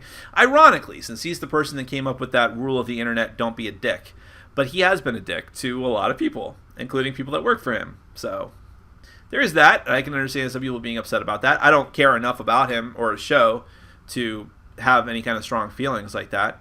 And some people, I think, while it's great for his channel to do these board game episodes on Tabletop, people who are hardcore board gamers, like anyone watching a Q&A about board gaming, probably think that they mess up a lot of the rules and they don't do the right kind of games. They play with the wrong people and they don't take it seriously. But I wouldn't know because I don't watch those. Do you miss RPGs? I do. I'm always seeing new RPGs come out. Oh, sorry. I know that's gross, but my nose is just all messed up. It's still early for me. I woke up at 10. Do I miss RPGs? Yes. I mean, I just bought the new mouse guard because I wanted it, but I know I'm not going to be able to play it, I think. The End of the World RPG, the second book I've had for a while now, I haven't been able to play it. I would love to try the new edition of D&D. I would love to get back into the World of Darkness or Exalted. Oh, man. But I don't have the time or the group for it anymore. Time is the big killer. I could find RPG groups, but I have no time for it. It's one or the other. I had to make a choice. Nick, which dungeon crawl game would you suggest for him? Wait. I'm sorry. Yeah, I backed up. Nick, how did you get a sponsorship from Bliss? Do you approach them or vice versa? I approached them. I approached several people, and they were the ones that took me up on it. What made you decide to start this channel? I was doing board games. I have my own board gaming group. I was buying more and more and more games. I was a fan of some review channels. And a friend of mine, or a friend and his friend, approached me and said, hey, we have a video game website and we want to do cross promotion and sell board games through our site, because it was a weird thing. Like, they had a video game reviews website, but they were also selling classic video games like 8-bit cartridges and 16-bit cartridges through their site to make money. And they were like, we want to do cross promotion and maybe sell board games too, and also feature your reviews and articles on our site. And maybe you could do a review channel. And I said, okay. And that's why in the first couple episodes I did, which were Boss Monster and Love Letter, you see, were actually filmed by my friend Gary and edited by him as well. So, and then things changed drastically after that when I started doing them on my own. But that was the impetus for it, and I just took it and ran with it. Are you doing your top 100 this year, Nick? If so, when can we expect to see it? Yes, I'm a little bit behind. It should have been up this week. It's going to start next week for sure. Maybe as soon as tomorrow. Don't know. Which games do you like the least? There's a lot of games I don't like at all. But I don't like Munchkin. I don't like Carcassonne. Story War, I'll say, is the one I like the least. Cards, meeples, or dice? Cards. If you were marooned on an island with no way of survival, what last 3 games would you play? I would play Seasons, Kingdom Death, and Magical Athlete, because that's the most ridiculous game I can think of off the top of my head. Do you think third parties will be making modules for Time Stories? I believe you and I both listened to the Dice Tower this week, and Tom mentioned the same thing. That would be a very interesting, or maybe it was Eric that mentioned it. My biggest fan, Eric Summerer. I think that would be a great idea. I don't know, but that would be wonderful. I would love to see guest authors come in and like whip up a story. Like, I would love to see like Neil Gaiman or R.A. Salvatore do modules for it. It's a great open-ended system to allow for that sort of thing. I hope that they think about that and do it. Asmodee and Space Cowboys are smart companies, and I'm sure they've thought of it and are putting it through its paces as far as how reasonable it is logistically. Wow, how gauche of me the microphone is visible. Like you guys care. Do you think Arcadia Quest will get fan-made campaigns? I don't know, but why does it need it? I have a hard enough time playing that campaign mode of that game as it is.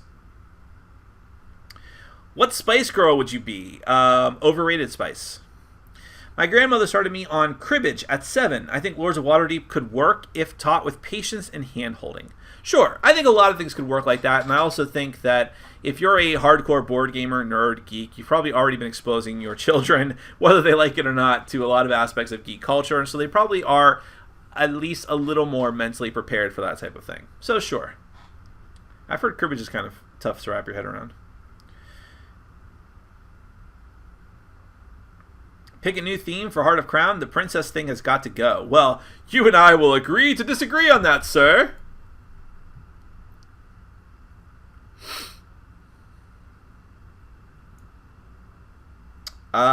Someone has a part of a sentence. I have no idea what happens to the rest of it. Except for Zombicide, which is trash. I don't know what happened there.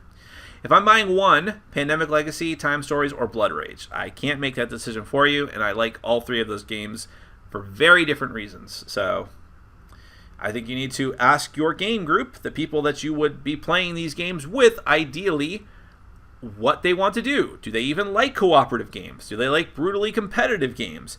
Do they like the idea of playing a game a finite amount of times?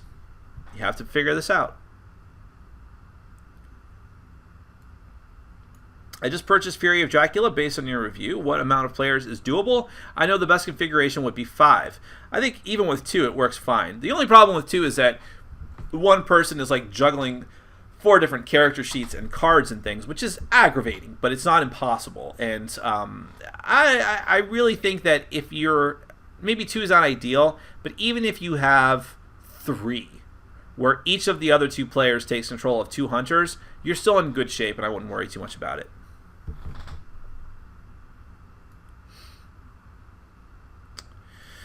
Yeah, someone brought up a good point in response to an earlier question. If you really are not getting into seasons but want to try it anyways, try it on Board Game Arena because it's free and you'll have a lot of time to do it. What's your take on Sword and Sorcery? I think it has really great miniatures and artwork, and it's also a very generic-looking dungeon crawl game that we've had enough of already. Thank you for the kind words, Da Boomer. Which upcoming dungeon crawler are you most looking forward to? Gloomhaven, Perdition's Mouth, or some other? I'm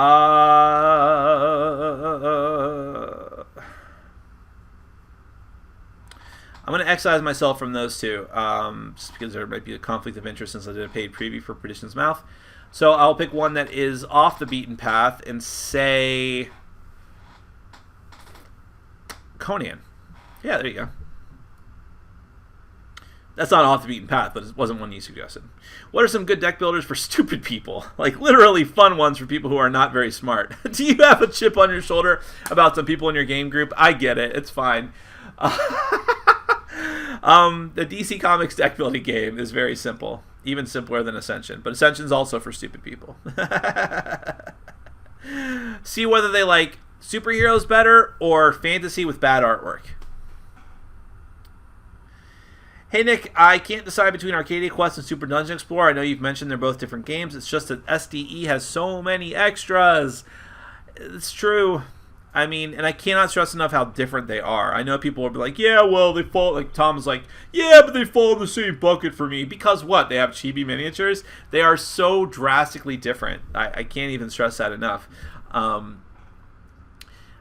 think you really need to confer with, I always say just confer with your game group. Because if your game group seems like they're the types that want a longer game, they're okay with the longer game that is at least semi-cooperative, possibly fully cooperative, then Super Dungeon Explorer is going to be your jam right there.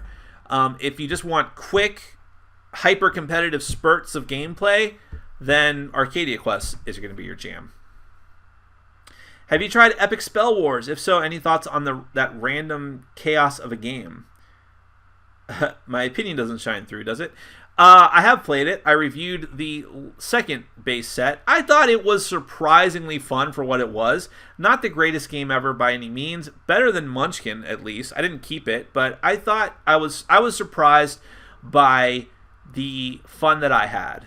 And it is ridiculous. Without that theme, it would be nothing.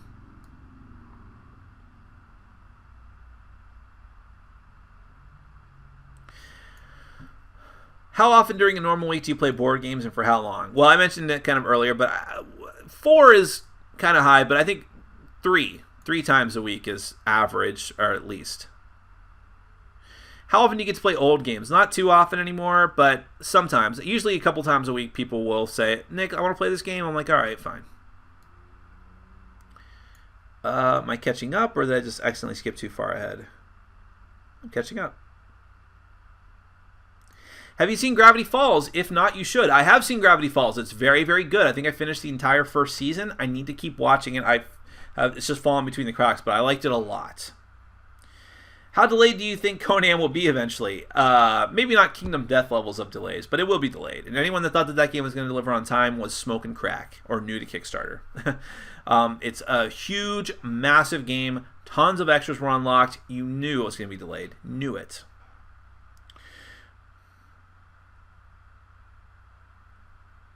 Why do folks pronounce Hearth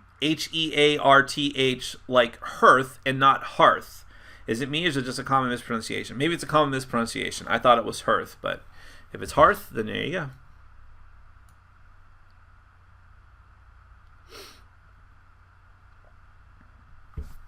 There's one particularly nasty person I blocked from these Q&As because I was just so aggravated and sick of having to deal with her grammar and spelling, grammar and pronunciation corrections. Just like, grow up. Like, I think that's the most childish I mean, no, it's fine that you asked that question, but I just think it's the most childish nonsense when you make it a point on the internet of correcting everyone's grammar and spelling and pronunciation. Like, who cares? Just grow up. Nick, do you think the games that require an app, i.e. XCOM, are done for? Companion apps seem more successful to me. I don't know if they're done for. I think that XCOM and people were like, oh my god, we have XCOM and Alchemist. It's a trend. It's the sky is falling and apps are going to be in every game. I never thought that for a minute. I think those were two games that happened to be developed at the same time, came out around the same time, and people really dug them. But I didn't think it was the start of a trend necessarily, and we see that it really wasn't. And you'll still see some games like that. I reviewed that game called Roar, which is a kid's game that uses an app. In a pretty nifty way, actually. But I don't think they're done for. I think you'll see more of that. It's just going to be a random thing. I don't think it's ever necessarily going to take on because people can either play board games or video games, and they're not always going to want to mix the two of them together. But yeah, I think companion apps, you'll start to see more and more of that, however. Why does Vassal do the component drop at the beginning of his videos? It's painful to watch. He does it because you find it painful to watch. He will admit that freely. He does it. There are many things that Tom does strictly because he knows that there are a lot of people in the audience who will bitch and moan and complain about it. And for some reason, he loves tormenting people like that. It's just the way he is. He loves nettling them and needling them. So the more you complain about it, the more likely he is to do it, and he'll start doing it from a greater distance. Like that stupid gavel. I think that gavel is the dumbest thing. I mean, I'll say that up front. I just think it is the worst thing he's ever added to his videos and the most inconsequential and meaningless and obnoxious. And because I and a lot of other people feel that way, he will continue to do it. Nick, do you ever back pen and paper games on Kickstarter? If so, have you checked out Interface Zero Fate Edition? I don't know what that is, but I have backed a few of them, and I've stopped because I know they just sit there and collect dust. I backed OVA, the anime role-playing game, a new edition of it. I was shocked. That's one of the reasons I backed it, because I had the original edition somewhere. Once upon a time, a long time ago. And I was like, wow, this game is back? So I backed that. I backed... I know I backed something else. I can't remember right now. But eventually I was like, I was going to back that one called Masks, which was like a superhero RPG with cool artwork. But I was like, I'm not going to play it. Why should I back it? 2 Rooms and a Boom. Have you tried it or have it required too many players? Have it... sorry, I was about to correct your grammar too. I have played it. Don't own my own copy, but I played at Dice Tower Con, and I played a prototype version at the very first International Tabletop Day. A friend of mine who used to be in my group printed out his own copy years ago. This was years ago now, like 2012. And maybe it was 2013, one of those. And I played it at Dice Tower Con, again, with the full production version. I played it at Cool Stuff a few months ago when Tom got his version and wanted to try it out. I've played it probably, like, grand total of actual games played of it is probably like 6 at this point. And I'm not a fan. I mean, it's okay. I think that game, the joy is of getting together with a group of people and acting like idiots, but the game itself is not very good. Ultimate Warriors versus King of New York, which is the better game? This is probably in response to the video that Sam Healy put up comparing the two this week.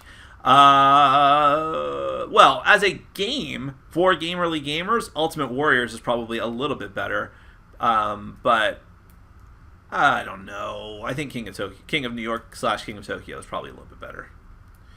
City of Iron was out of print, hence a new edition. Well, that's not my point, though. You can bring a game back into print without bringing out a new edition of it. You just print more of the game. Like, in other words, not everything has to be a new edition. Because when you say new edition, it's like something's going to be different. And like, well, does that make my old edition invalid? And it kind of does, because he actually changed some things about the game. Some really important things, like the turn bidding track. So, I miss your polo shirts. Nobody else does. Nick, are you going to review Don't Turn Your Back or Dark Gothic? I have them both, and that's a good thing. I should probably... I played Don't Turn Your Back more than enough to review it, but it's just been pushed I don't even know where it is right now. I need to get to that. Yes, I do need to review that. Dark Gothic, I still need to play with the expansion to see if it makes it better. I have the expansion, though, so I will get to that at some point. Do you have a plan to make your Patreon account do better? Yes. Hopefully I will do that tomorrow or today. You did a live playthrough of The End of the World. How much did you like running the RPG? Is it more or less work than during DMing a standard D&D session? I enjoyed it. It's a lot of pressure. I was constantly like, okay, now you come to the corner. There's like, like I was coming. I didn't have a script. I had no script whatsoever. I was just making up the stuff as we went on the fly, which is a lot of pressure. But I think it came out okay. People had fun.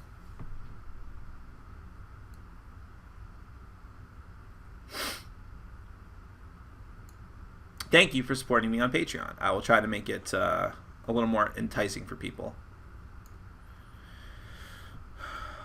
What's new for Arcadia Quest Inferno? New characters, new campaign mode, new miniatures. Everything's just new.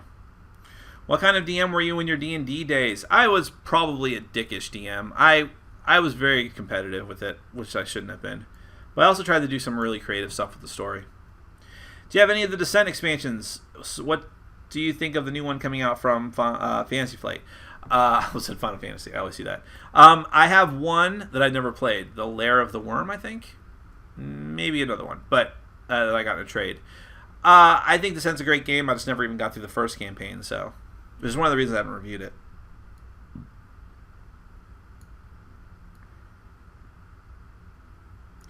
Is Eric Summerer your actual biggest fan? I'm going to say no.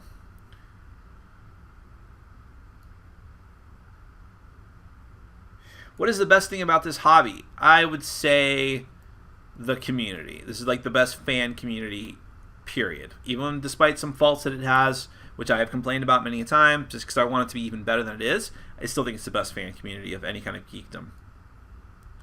Favorite cosmic encounter, alien power. Let me go back for a second. What is the best thing about this hobby? Okay, but let me go ahead and tell you what I think the worst thing is right now, actually, because I was thinking about this a lot this week. The lack of diversity in this hobby is its biggest danger. The lack of wanting to get in. The fact that when you go to a convention, it is a sea of white men between like 18 and 40 something. And that is the biggest problem with our community and something that we need to proactively be working on. I don't know how. I don't know what we do to fix that, but we need to do it. We need to have a bigger tent, bring more people in. We need to be more open to women who want to game, minorities, people of different orientations and genders. It's a very tough thing because there's a very, very, very large percentage of people in the board gaming community who are fundamentalist Christians and would not want that to happen. I do not suspect that most people who are watching this are like that, because I think I have the coolest audience ever. But there are other people like that, and we all probably game with people like that. And I don't know what we can do, but whenever people say like, oh, why aren't there more female game designers? Why aren't there more games that appeal to people who are of color or of different genders and orientations?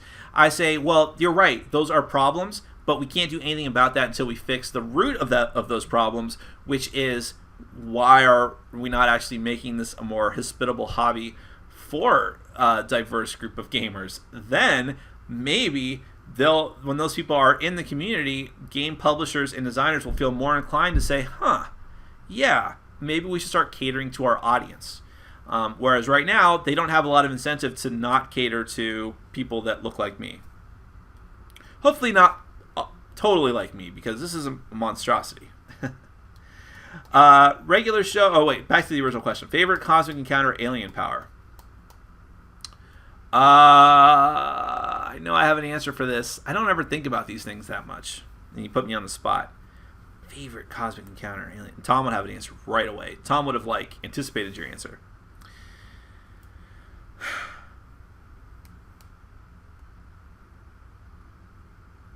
I'm going to say the healer. I just like the concept of that, because it's like, oh, I just heal people. Yeah, I'll heal you too. And everyone's like, well, that's a lame power. But then everyone is like, well, all right, I guess you're my ally. We'll just team up together. It's like, yeah, we're allies. I'll heal you all the time. No problem. And then you just ride their coattails to victory. Regular show or Adventure Time? Are you asking me to choose between the two? I'd say Adventure Time, but I have watched a few episodes of Regular Show, and it's kind of funny. What are your thoughts on Twilight Imperium 3? I think it's a great-looking game I will never, ever get a chance to play, but it does look great on my shelf. Have you played Arboretum? I have played it, and I have reviewed it. Do you like simple art games like that? I tend to not like them very much, but enjoyed it a lot. I really enjoyed that game. And you can check out my review of it, where I say as much. I think that the scoring is the most interesting and also the hardest thing to grok about that game. It's both its biggest positive and potentially its biggest negative, depending on who you're playing with. So it's a light filler game that I may not suggest playing with new people. There might be other games you have to introduce them to first and work your way up because of how interesting and weird the scoring is for Arboretum.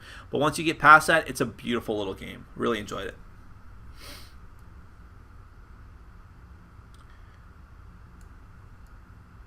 I'm actually catching up, which is kind of cool. I think I am. Do you buy games from the Board Game Geek market? Rarely. I think I've probably done it less than 5 times. But I actually just did it recently for Above and Below. I was going to get Above and Below, but I didn't back it on Kickstarter. Someone had the Kickstarter version for sale for more than I would have paid for it had I actually backed it. But I really wanted it. I wanted to review it, so I nabbed it. And that guy turned out to be a fan, so it was really cool. And he sent me a really cool little care package together with it. I was really appreciative of that. People do little nice things like that for me, which is really nice of them.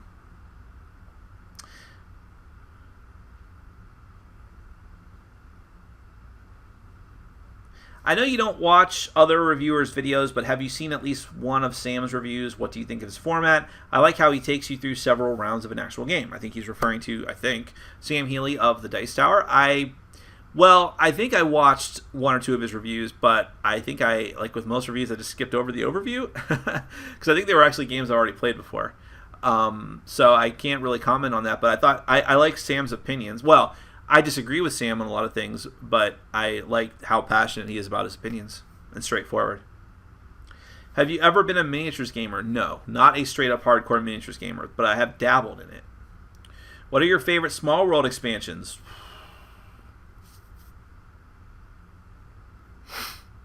I like all the little ones, honestly. I think the last one that they put out, I think it's the Spider's Web one, the one that has the Borderlands creatures in it, is really great. And I think like the Be Not Afraid and Cursed expansions, all of those little expansions are really great. And you might say, well, Nick, why not get Underground, which has a bunch of new creatures and powers in it? Because those have compatibility issues, and it's like, I think you should get it eventually if you really like the game. But I think if you are just into the normal Small World, I think you'd be perfectly fine buying a few of the smaller expansions. One I don't recommend Tales and Legends. It's okay, but you don't need it, which is the card deck of random events. And also Realms. Don't bother.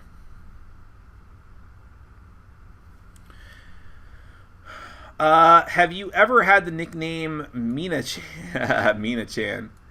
No, but everyone pronounces it that way, so what's the difference? I might as well. Being that you lean Ameritrash, do you have a favorite heavy Euro game? Heavy Euro game. It would have to be one in my collection, right? Probably Yido. I see your point.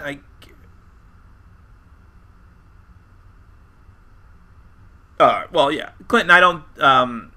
I'm not arguing with you about it. I love City of Iron, so I like that it's back in print. But, yeah, I don't know. I think that if City of Iron had put out a new edition in a vacuum, like it was the only one that had done that recently, I probably wouldn't have raised as big a fuss about it. But that was kind of the straw that broke the camel's back, because I'd already seen Evolution do that, and I saw, what was the other one we were just talking about? Dang it. Oh, Shadow Rift do that, and a couple of other games I seem to recall in the dim recesses of my mind. And I'm like, again with this? What is your take on Flying Frog Production Games? I think they're a very popular company, especially if you look at like Amazon. And they know what they're doing, and they're catering to a certain audience of the board game population. I don't like most of their stuff. I don't like Last Night on Earth, and therefore will not like Martians Invasions or whatever it is. I don't like Touch of Evil. Shadows of Brimstone is good. It's a behemoth of a game, but it's good. And I really like Conquest of Planet Earth. It's on my shelf back there somewhere with the expansion box. That's their best game in my opinion, and it's also the game that gets the least love, sadly. I don't know. They're a very popular company for a reason. I'm just not into all their stuff. I did answer your legacy-themed question at the very beginning, like the very first question I answered. So you can go back to the beginning and watch my response to that. What is your best experience with your channel? These are, and I am not kidding about that. My live Q&As are the best experiences I've ever had on this channel. So then maybe my live Q&A with Ian and Robin would be the best example of that as well, because that was a lot of fun despite its rough edges. But yeah, I really love interacting with you guys and answering your questions. It's great.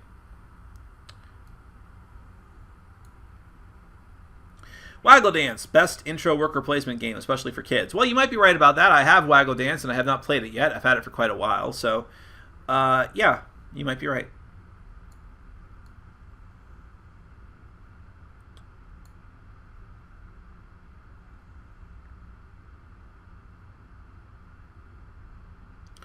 In response to your worst thing with this hobby, is that a tendency centering around the United States, or is it global? I have difficulty seeing the issue in my country at this point in time. It might not be. I mean, it might only be the United States. I think that other countries don't have a lot of the hangups that we have about diversity in anything, but I can't speak for other countries, unfortunately. So maybe I should, but that's a valid point. I should clarify, that's what I feel in this country. But other countries, it may be different. Hopefully it is. Do you have any advice to help people who are AP prone? That's a difficult thing to get over. I would say tell yourself it's just a game and don't take it so seriously. Because ultimately what it comes down to, and the reason, the root cause of being AP prone is I want to win. I want to win. I will do whatever it takes to win, and that includes sitting here and staring at the board until the perfect move pops out at me. Where at a certain point it's just like, okay, there is a balance between wanting to win, wanting to play the game well, and therefore not harm other people's experiences with it, but also keeping things moving at a reasonable clip. Make the best choice. I mean, go with your first instincts, because that usually is right, especially if you're a hardcore gamer. Did you pre-order the new Zombicide Ultimate Survivors #2? No, I did not. I know, I got the email about that. I'm just not interested in backing any of the normal Zombicide stuff anymore. What miniatures games have you dabbled in? War Machine a little bit, and I have all the stuff for Relic Knights, but I have not gotten to it yet. Expansions on Imperial Settlers, do or don't. If you already enjoy the game, then do, because I think that Atlanteans are a really cool faction. The Why Can't We Be Friends expansion is a bit weirder. That's just if you want more variety of cards, which is perfectly valid if you played the game a lot like I have. So yeah, I think they're both perfectly good things to add to the game. Malcolm, your question got lost forever. Do you play Hearthstone? I already answered this earlier. I do not. I don't like it. I have played it, but I just don't like it. What do you think of reaction videos where you watch other people's reactive things or videos? I think it's stupid. I don't like them, but to each their own. What's in front of the Abyss box? Oh, it's just I need to figure out a good place for my Funko Pop minis. So these are my 3 favorites, although I have a bunch of Magic the Gathering Planeswalkers. So, like here is the, what are they called? The Brotherhood of Steel Fallout mini. I really like that one.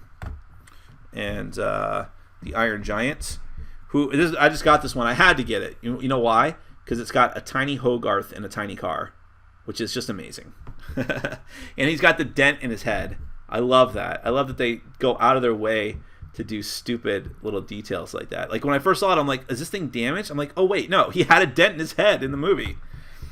And then here's female Vault Girl. Well, okay, that's redundant, but the female Vault Dweller from Fallout 3, which I always play female characters in Fallout and Mass Effect, so I appreciated that. And I have many other Magic the Gathering Planeswalker Funko Pops, but they're somewhere.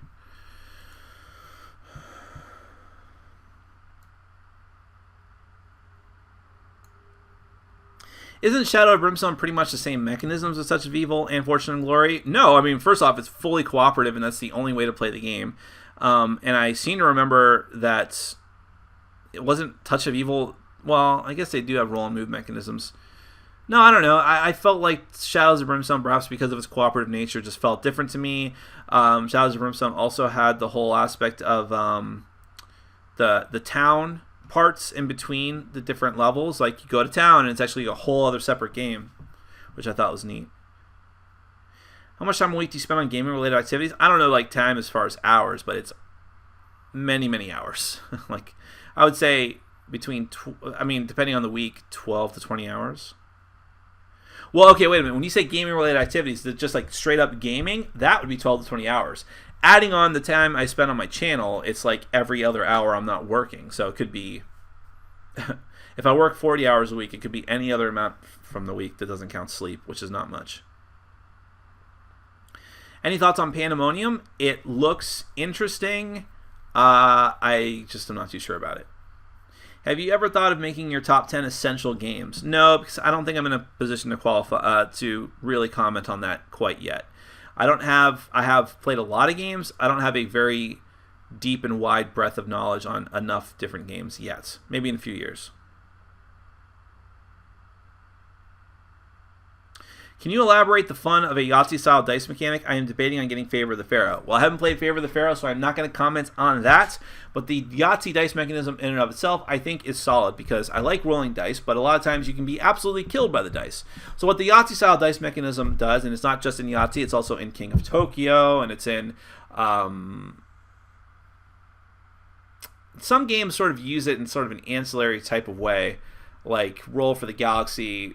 sort of, because you can manipulate the dice, but specifically the Yahtzee-style dice mechanism, the biggest proponent of that is King of Tokyo and King of New York, but it's the idea of you roll the dice, but then you get extra re-rolls, and it's like, well, okay, so I'm not necessarily stuck with this. What do I want to keep? What do I want to use? What do I want to make the best of? It's manipulating luck in such a way that it is still random, which means that you're going to have, it's not just like straight up methodical, there's one strategy that's the best way. It's tactical. It's more tactical than strategic, which I appreciate a lot more.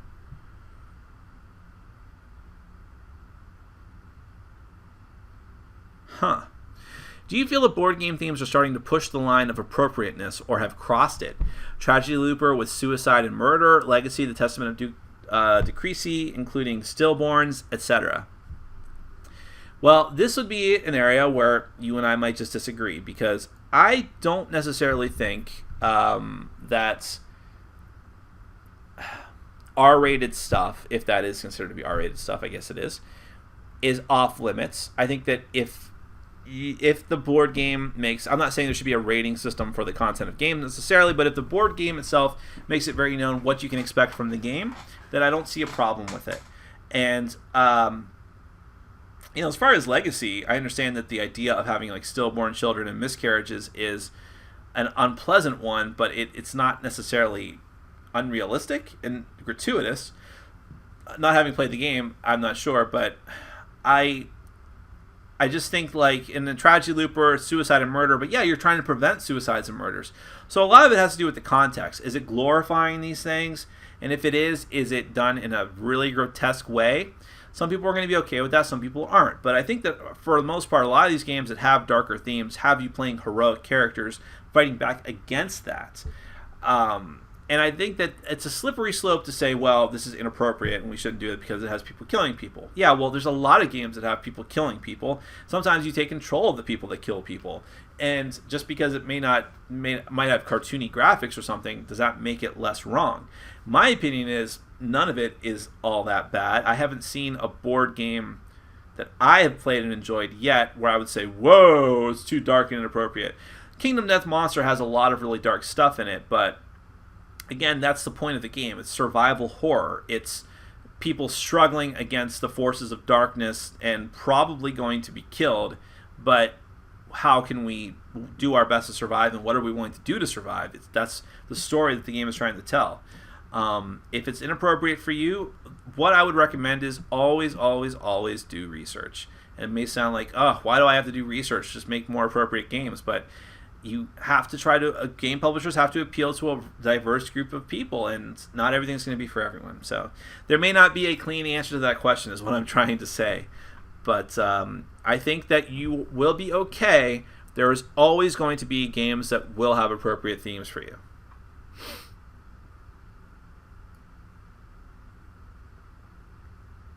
I skipped a question.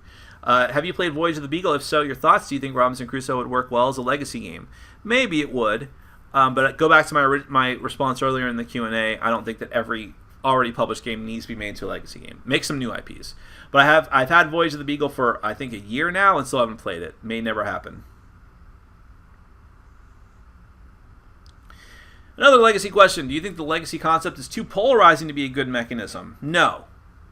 I think that as long as it has an audience and people are willing to pay for it and enjoy it, then it will have its audience and it will be considered a good mechanism by those people. And the other people will not like it, but hasn't it always been thus? There are people who will not play deck building games, people in my group who hate deck building, and yet deck building remains a popular thing, at least for the most part. People who will not play, dice rolling combat games, but they remain a popular thing. There's always just going to be a group of people who will like something, if at all.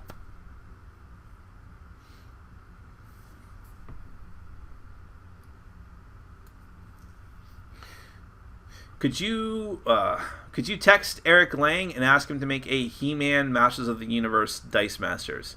I don't think that he knows I exist, but certainly I will tell him if I ever see him. D-Day Dice does a great job using Yahtzee mechanism. I haven't played it.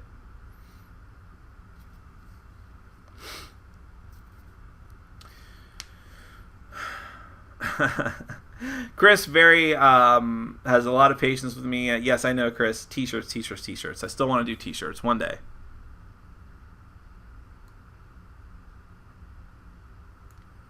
Is there any BG promo in particular that you are still looking for? BG just being board games? No, I don't think so. I think I have all the promos I want.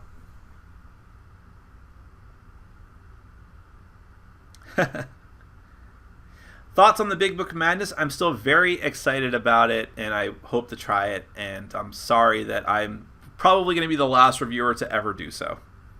But that's the way things go sometimes.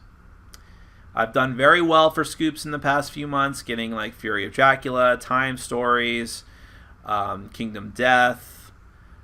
I'm okay. What is a board game? I've caught up with questions, so maybe we'll end a little bit early. That might be a good one to stop on. So here's the thing: a board game is what the board game is. It's when kids who are very reckless go out into the street and they lay down in the middle of the street in traffic. It's called boarding, and they try not to get. I mean, they don't do anything. They just sit there and try not to get hit by the other cars. That is called the board game. No, I'm sorry. That's planking. I'm not sure what a board game is, actually. What games do you want to play now? Well, tonight I'll be playing, I will be playing for the second time, and maybe the third time, Fire and Axe, the new version of Fire and Axe from IDW. And I want to solidify my thoughts on that one before I finish the review of it, hopefully tomorrow. Sorry, my nose is all wonky. I feel like I'm going to sneeze. Sorry. I have a new game called Seven Seas, or Sevens of the Seas. What the hell is it called? Also from IDW. I have to play that one. I have a really weird looking game called Darkness Comes Rattling that came out of nowhere from Weird Miniatures. I have to get that played. And what else? Time Stories. Yes, I mentioned that earlier. I want to play the new expansion of the Time Stories. People are now asking more questions. Yes, we'll keep going. I did say 2 hours. Did you upgrade any of your games? Not really. I'm not really interested in doing that. Sometimes I'll add some extra dice or something. How's the sex life? It is not as good as my board gaming life, apparently.